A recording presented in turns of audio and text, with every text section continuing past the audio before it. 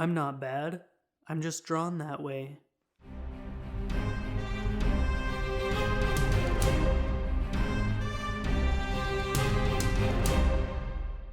Hello, everyone, and welcome to another episode number 24 of Movies Are Awesome, the show all about horticulture. My name is Nathan Pottle, and welcome back to the show. It's been a while since I've put out an episode. I didn't look up how long it's been exactly, but I'm recording from my new home. We're still in the process of moving in here. I've got boxes and stuff all over the place. We're getting the house completely repainted right now, so I don't have anything really set up. So I don't really know where my pop filter is, so if the audio sounds weird there, or if everything sounds really echoey and weird, I apologize about that. I'll try to fix it as best as I can, but for future episodes, I'll get that all fixed up. But for this first episode I'm recording from my new home, I'm sure it's going to sound like a hodgepodge, and that's okay, because things happen. I can't be 100% perfect all the time. I can try to be, and all of us should try to be, but that's maybe a topic for another day. I don't want to talk about that. What I do want to talk about today is the summer movie season is over. I've seen as many movies as I could with my crazy schedule, and now I'm gonna talk about them. So what I did is I made a top 5 list of my favorite movies of the summer. It was kind of a lackluster summer. Last summer was much better for movies. We got like Mission Impossible and Crazy Rich Asians, Infinity War, all of that. So this year was a little bit disappointing. I usually do like a top 10 favorite movies of the summer. This year I only did top 5, mostly for podcast reasons, so that I can fit within my half-hour time frame that I like to shoot for. So why don't I just get started then? I have one honorable mention that I want to talk about before I get into my top 5, and that movie is going to be Dora and the Lost City of Gold. Now, when I saw the trailers for this, it looked so horribly awful that I needed to see it for myself in order to just grasp what was going on in this movie, whose idea was this, why is this being made, what is going on. But when I went to go see it, it was much better than it had any right to be, and I actually ended up really enjoying it. The thing about Dora and the Lost City of Gold is that it knows exactly what it is, and it doesn't shy away from it. It's kind of self-aware in that sense. Now, yes, the visual effects are really, really bad, and I think that's just because this movie probably had a really low budget. Of course, I didn't look up what the budget actually was. That's not what I do here. I don't have facts or things to talk about. But that probably was the case on why the visual effects looked so awful, and they did have some bigger names in this movie that they probably needed to pay off. But overall, I really enjoyed the movie. I thought Dora and the Lost City of Gold was a really big surprise. I did not expect to enjoy it as much as I did. And if you have the opportunity, maybe go see it, and maybe we'll get a sequel. If they make a sequel to this movie, I'm for sure going to go see it, just because it was so much fun and really innocent and wholesome. They did have some like childish, like fart and poop jokes, whatever. I don't need that in my movie, and kids don't need that either. Kids are smarter than that. You don't have to throw that kind of stuff into a movie in order to grab kids' attention. So if they do a sequel, hopefully they keep that wholesomeness of Dora and continue the story onward, and I would like to see some more adventures and jungle puzzles and things like that. That's my honorable mention. I'm going to move into my top 5. So what counts as a summer movie? Basically, in the traditional sense, the summer movie season is from the first weekend of May to the end of August. So anything basically that came out after Avengers Endgame counts as a summer movie. Anything that came out in May to August counts. I think I saw 9 movies this summer. It's not that many. I wanted to see a couple more, just didn't end up happening. I wanted to see Rocketman, I never went. If I had the time, I would have gone to see Hobbs and Shaw, but I didn't.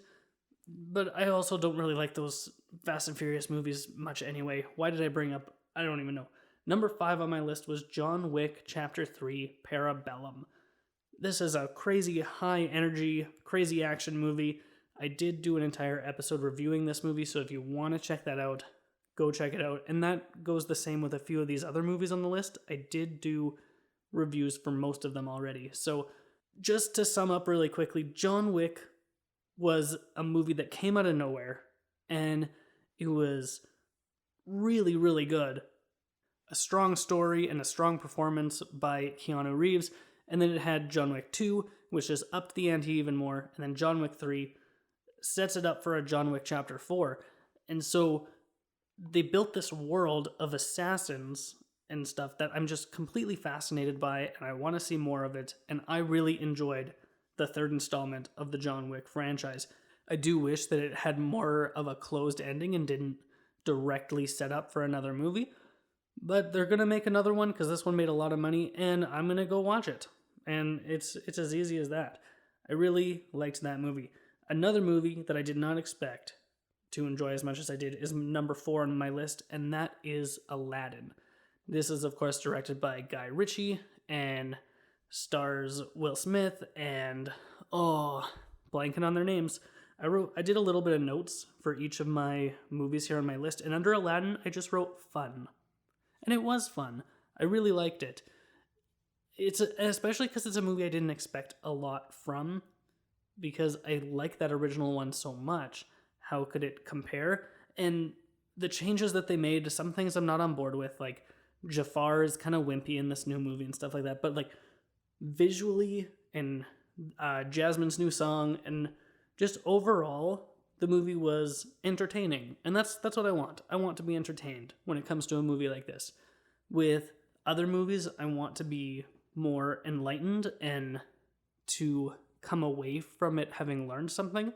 But with a movie like Aladdin, I really just want to have a good time. And that's what Guy Ritchie gave for me. So Aladdin, really good movie. Number 4, best movie of the summer for myself.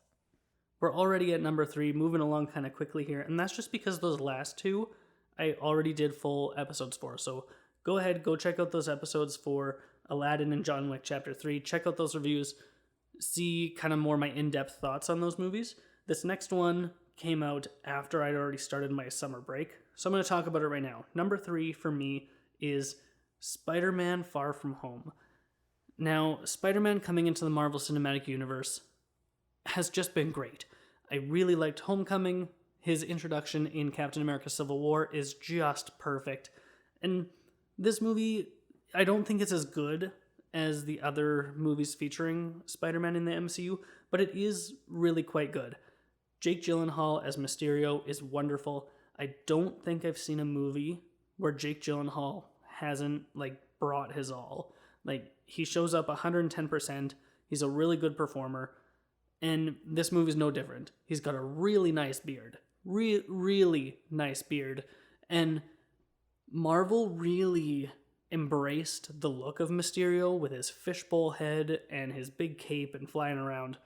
Really, visually, this movie looks great, especially when you get into the illusions that Mysterio casts. I was hoping for some weird, bonkers, Doctor Strange type stuff with his illusions, and that's exactly what I got. You don't know what's real, you don't know what's not, and it really throws Spider-Man for a loop, especially because his Peter tingle is kind of on the fritz.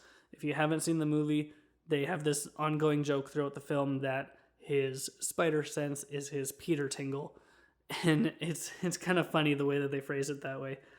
But overall, the movie is really good. I think that the movie is very clearly divided into two halves, the first half and the second half, obviously. So in the first half, it's more awkward teen romance going through Europe. But once we kind of learn more about Mysterio and what's going on there, I don't want to drop spoilers or anything in case anyone hasn't seen it, but once we kind of learn more about Mysterio, the movie shifts in tone and what's going on, and it really picks up from there. I liked that second half a lot more. It did a lot of really good setup for the future of the Marvel Cinematic Universe. But now we have all of this nonsense going on with Sony and Disney, and is Spider-Man going to continue being in the movies? Is he not? What's going on there? And then Marvel's rolling out all these new things with Disney+. So the MCU is looking to be super jam-packed. I don't know if I'm even going to be able to catch up with everything, or keep up with everything, I mean. I don't want to say I'm going to stick to just the movies. Obviously, I'm going to get Disney+, and I'm going to watch these shows and any movies that they put directly on. I'm very excited for The Mandalorian, by the way. that trailer, oh my goodness, it's amazing. But getting back onto the topic of Spider-Man, I just feel that they set up some really important things in this movie that I'm not going to get into because of spoiler reasons, that I'm scared we aren't going to see come to fruition because of how tied to Spider-Man some of those things are. And it was also a really gutsy move to tie this story so closely to the events of Infinity War and Endgame. Like, we really get into the nitty-gritty of what happened to the people who disappeared from the snap, and then when they come back, how does that affect people's lives? We learn that one character's wife like faked her death in the snap and just kind of like disappeared and went somewhere else. And even though that particular thing is played for laughs, that kind of thing would happen. In my review for Avengers Endgame, I do get into kind of the logistics of that and exactly how things like that would work, and just how reversing the snap 5 years later would be absolutely crazy, and what it would do to our world, just suddenly doubling the population after 5 years of not having that many people. So it's just really crazy that that Marvel did that, and I liked that they explored it. I would have liked them to explore it a little bit more, but I think that would have taken away from the friendly tone of Spider-Man Far From Home. We got some cool new suits. Zendaya is really good. The guy who plays Ned is great. Like, all of the teenagers are great. I don't think the actors are actually teens, though. They're probably in their early 20s. But that doesn't really matter. They look like they're teenagers. Tobey Maguire did not look like a teenager. Andrew Garfield did not look like a teenager. And neither did Emma Stone or Kirsten Dunst either. These all look like teens. And I'm super happy that we had them for 2 movies. I hope we get them for 1 more at least. Because Spider-Man's just my favorite. Spider-Man has always been my favorite. And that's all I'm going to say about that, really. I'm going to move along to my second favorite movie of the summer, and that is going to be Toy Story 4. Oh my goodness, I love the Toy Story franchise so much. Everyone who, if you've listened to the podcast before, or you've listened to just me in general, you know I love animation. It's just, I pour my heart out into it. I absolutely love it. I'm so sad that I only got to see this movie once in theaters. I wanted to go see it a second time, maybe even a third. It was just such a crazy summer, and I wanted to go see it again. But oh well. Once it's out on Blu-ray, I will be buying it, and I'm going to watch it again and again and again. It is just so emotionally evocative. And this is another one that I did a podcast episode about. So if you want to like dive deep into Toy Story 4 with me, go back and find that episode. I think that was the last one that I did before my summer break. So go ahead, check it out. But just to talk about it quickly, it's stunning animation. It looks beautiful. I don't think it's quite as beautiful a movie as Coco was. I think I talked about that in my previous review. But from a storytelling perspective, this movie is phenomenal. I don't even know what to say, because it goes off the beaten path of what Toy Story has done in the past. Like, it has a formula, right? And this movie kind of veers away from that, and it does something different, but it's still emotional, and you're still invested, and it introduces some new characters, and it does things with those new characters that you don't expect. And, well, like, some things you do kind of expect, but the very climax of the film is just heart-wrenching. And even though, like, I'm happy with how it ended, at the same time I'm not, and I'm all torn up about it, I just absolutely loved this movie. Toy Story 4. If you have not seen it, or any of the other Toy Stories, please do yourself the favor. Go ahead. Toy Story, Toy Story 2, Toy Story 3, Toy Story 4. I'm hoping that this is the last one. It was a pretty definitive ending. Disney Plus did just announce a new series of mini shorts that are going to be on Disney Plus. It's called Forky Asks a Question. I'm very excited about that because Forky was one of the best new characters in the movie. I liked him a lot. Who is he voiced by? I don't remember. I want to say John Mulaney. Is that correct? I'm going to look it up later, and if I'm wrong, I'm wrong. Who, or was John Mulaney Spider-Ham? I don't remember. I don't remember. But he's great. So I can't wait to hear more from Forky when it comes to all of the questions that he's going to ask, the things that he's going to say. He's just a really great character, very well conceived, very well executed, and I want to see more of Forky. We're going to move on to my number one favorite movie that I saw this summer. I just saw it 2 or 3 weeks ago, and this movie was just really something else. It's a little movie called Once Upon a Time in Hollywood, and it stars Leonardo DiCaprio, Brad Pitt, Margot Robbie, and a whole bunch of other people. This movie has so many famous people and cameos coming up about it. Like, that must have been where all the budget went. Just because there are so many famous people sticking their head through the door and they're like, hi, I'm this and this person. And then you're like, hey, that's a face I recognize. Hey, isn't that Al Pacino? Hey, isn't that all these famous people? I can't even remember them all. There are so many. But this movie is directed by Quentin Tarantino. And even though it's not his most Tarantino movie, it's more of a magnum opus. This is his movie where it's really he's a filmmaker who loves movies, and it comes through in this one more than any of his others. It's kind of bonkers and it's kind of out there. It is probably also my favorite performance from Leonardo DiCaprio. I know that might be a bold statement, but I'm going to say that it's his best performance. Before this, my favorite performance of his was in Django Unchained, where he plays Calvin Candy. That is absolutely crazy, and I think he should have won the Academy Award for that performance and not for his one in The Revenant, even though he's really good in The Revenant. But he's one of these guys who is really good in everything. He's just an excellent performer. He's honed in his craft.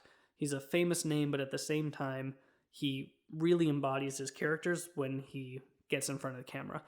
And it really comes through in this movie. Brad Pitt is also really good. He goes off on kind of a weird adventure with some hippies in this movie. It's a little bit out there and it feels like it doesn't have anything to do with the rest of the movie, but it does. Once again, I'm not going to get into spoilers. I was disappointed by the lack of female representation in this film, especially because Margot Robbie is such a huge star and she's such a big name, and she's hardly in this movie. Not only is she hardly in the movie, she hardly has anything to say. She's just there. They're like, Margot Robbie is now walking down the street and she goes into a movie theater, and that's it. Oh, Margot Robbie is dancing at a party, and that's it. We just get so little from her, and I know that this movie is very long. It's 2 hours and 45 minutes. So there must have been more with her that got cut out at some point, but I wish that we would have just gotten a little bit more. This movie is also toned down in the realm of violence. A lot of Tarantino's movies are very hyper-violent. There is violence in this movie. I will warn you. The last 10-15 minutes of this movie are super violent. But that's it. Throughout the rest of the film, it's really just a drama of sorts. A kind of a pulpy drama with all these different things going on. And I found it really entertaining. I really liked it a lot. Once Upon a Time in Hollywood is Quentin Tarantino's 9th movie, if you let him count. If you don't let him count, it's his 10th and a half movie, 9th and a half movie.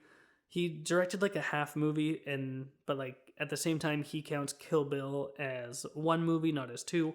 So it's a strange number. So whatever movie is his next one is going to be his 10th, and he has said that he wants 10 to be his last. I think he's just so good at filmmaking and he's so in love with it that I don't think he can walk away at 10. I think he likes the idea of walking away at 10, but I think as a filmmaker, he's not going to be able to do it. He's too talented to be able to do that, right? So, Once Upon a Time in Hollywood, I think, is the best movie I have seen this summer. It very well may be the best movie I've seen this year. It's too early to tell, though. It was really such a disappointing summer. I saw a lot of movies that I was not really that into. Let's list some. Godzilla King of Monsters. I was really looking forward to that movie. It let me down supremely. It might be one of the worst movies I saw this whole year. It's really bad.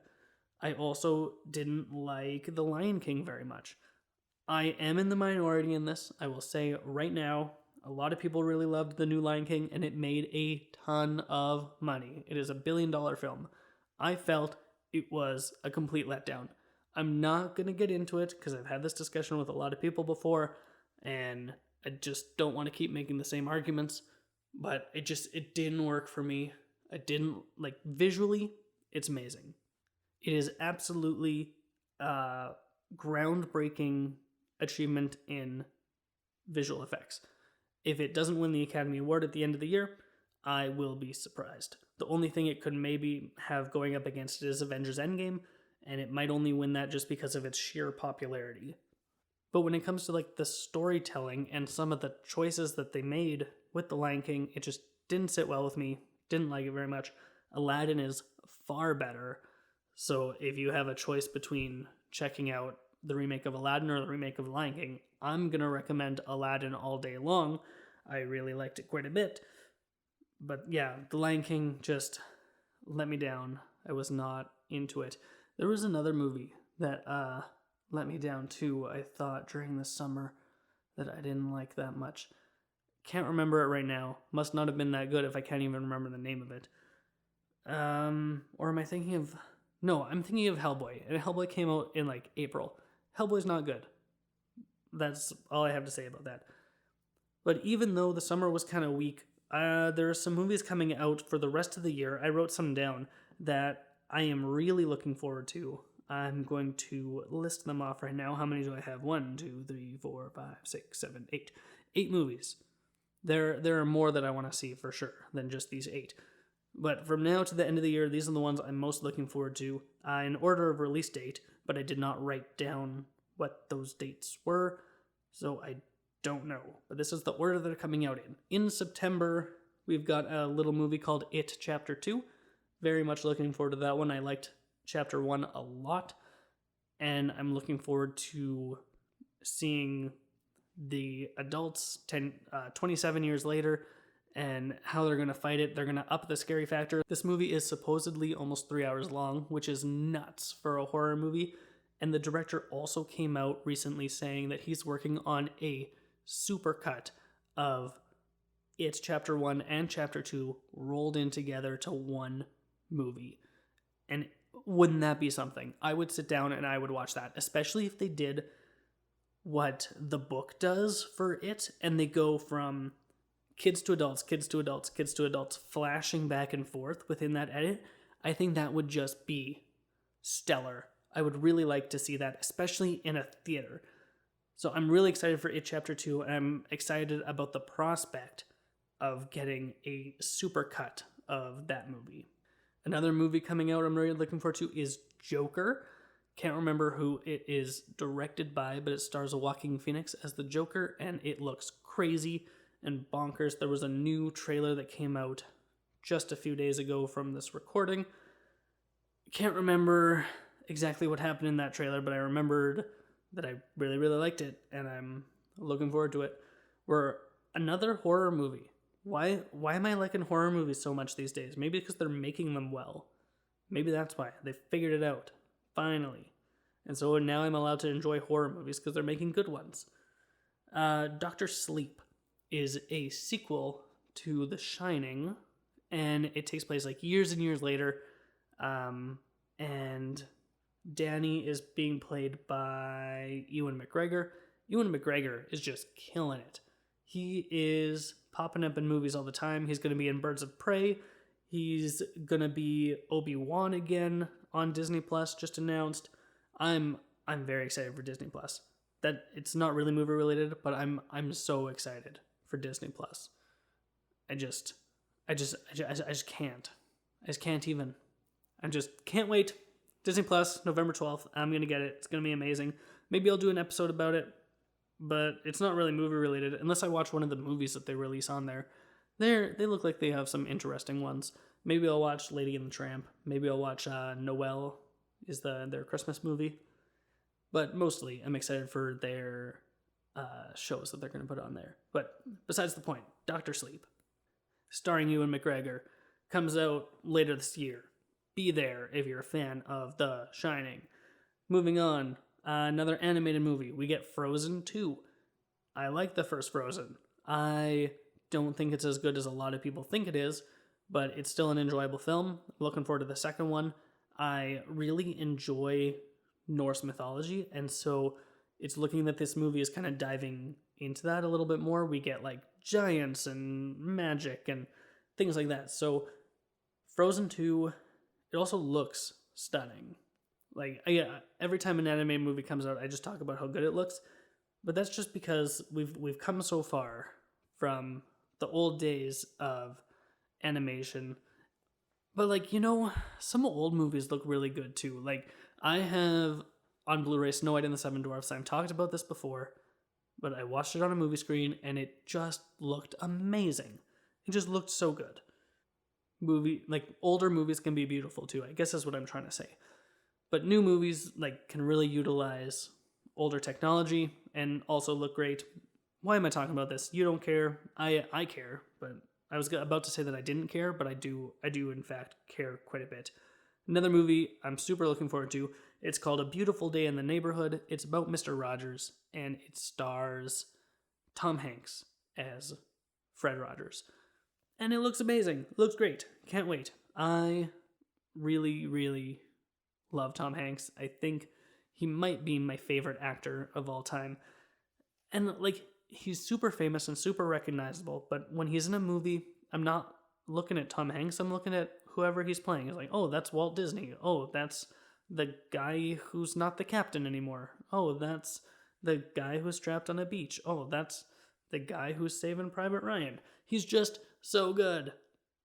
And, well, maybe I do just see Tom Hanks if I can't remember any of the roles, the names of his roles, except for Walt Disney. Because, obviously, Walt Disney is pretty famous. Another movie, directed by Rian Johnson. It's coming out. It's called Knives Out. It's a whodunit. Chris Evans is in it. A bunch of other people. It's a murder mystery, and Rian Johnson is a really good director. If you didn't like The Last Jedi, that's fine. I think it's a good movie. I like it a little bit less than when I first saw it, but overall, I still think it's a strong film. And he's a really talented director, so I'm looking forward to Knives Out quite a bit. We're also getting Jumanji 3 or Jumanji 2, however you want to number off these movies. It's the sequel to Jumanji, Welcome to the Jungle. Does this one have a subtitle? I think it does, but it's got old men in the video game this time instead of Danny DeVito and that other guy. So that's what I'm looking forward to as well. And then obviously Star Wars Episode 9, The Rise of Skywalker, are all movies I'm really looking forward to for the rest of the year. So not really a super long episode today, but that's fine. I'm still getting back into the swing of things. I will be back next week with another episode. What am I going to talk about? I have no idea. I'll think of something. But I would love to know, what is your favorite movie of the summer this year? Or do you just have a favorite summer movie in general? Something that just embodies summer, like a big blockbuster that you like to sit down and watch. If you want to let me know what your favorite movie this summer was, please feel free to reach out to me. I'm on Twitter at PoddleNathan and on Instagram at Poddle Productions. That information is in the show notes below. Thank you so much for listening to this episode and for being patient while I took some time off from recording. I'm happy to be back though. Can't wait to roll out some new episodes. I've got some exciting ideas for episodes and stuff down the road that I'm gonna unleash upon you guys. It's all very exciting. But that's all I really have to say for today. So thank you once again for listening. And if you have nothing else to do, go watch more movies.